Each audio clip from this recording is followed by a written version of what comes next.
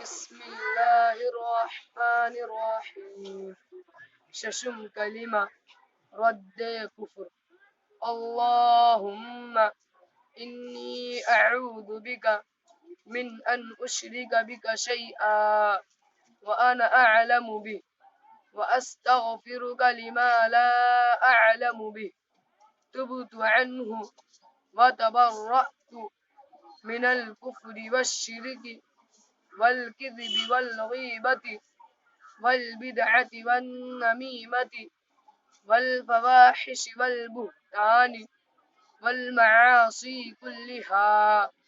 وأسلمت وأقول لا إله إلا الله محمد رسول اللہ.